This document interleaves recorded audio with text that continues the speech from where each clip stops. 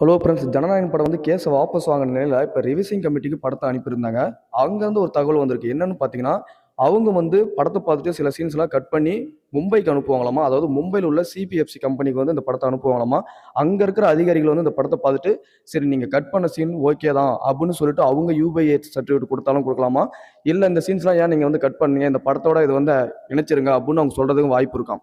அது மட்டும் இல்லாமல் அவங்க அந்த படத்தை பார்த்துட்டு இன்னொரு விஷயமும் சொல்ல வாய்ப்பு இருக்கா. என்னன்னு பார்த்தீங்கன்னா, இதில் இன்னும் நிறைய சீன்ஸ்லாம் கட் பண்ணணும் அப்படி சொல்றதுக்கு வாய்ப்பு இருக்கு. இதுக்கு வந்து ப்ரொடக்ஷன் டீம் வந்து நீங்க மறுபடியும் நீதிமன்றத்துக்கு போனாலும் ஓகே தான் அப்படின்னு சொல்லுவாங்களாம். ஸோ நீதிமன்றத்துக்குலாம் போனாங்கன்னா என்ன ஆகும்னு நமக்கே தெரியும். ஸோ இப்போ அதுதான் இப்போ வந்து சென்சார் போர்டுலேருந்து இப்போ அஃபிஷியலாக அவங்க வந்து ஒரு நியூஸ் வந்து வெளியிட்டிருக்காங்க. ஸோ பார்ப்போம், வெயிட் பண்ணி பார்ப்போம். இந்த வீக்கில் தான் வந்து அவங்க வந்து படத்தை பார்க்க போகிறாங்களா ரிவிசிங் கமிட்டி. அதாவது ரிவிசிங் கமிட்டிக்கு வந்து 18 நாள்லேருந்து 20 நாள் வரைக்கும் டைம் படம் பார்க்கறதுக்கு. இந்த வீக்கில் தான் வந்து அவங்க படத்தை பார்க்க போகிறாங்களா. படத்தை பார்த்துட்டு மும்பைக்கு அனுப்புவாங்களாம். ஸோ மும்பையில் வந்து ஒரு நல்ல தீர்ப்பு வரும்னு நம்மலாம் எதிர்பார்த்துட்டு இருக்கோம். ஸோ நல்லதே நடக்கும். ஸோ யாரெல்லாம் அந்த படத்துக்கு ஈகராக வெயிட் பண்ணுறீங்கன்றத கமெண்ட்டில் மென்ஷன் பண்ணிட்டு மறக்காம நம்ம சேனலை சப்ஸ்கிரைப் பண்ணி லைக் பண்ணிடுங்க. தேங்க்யூ.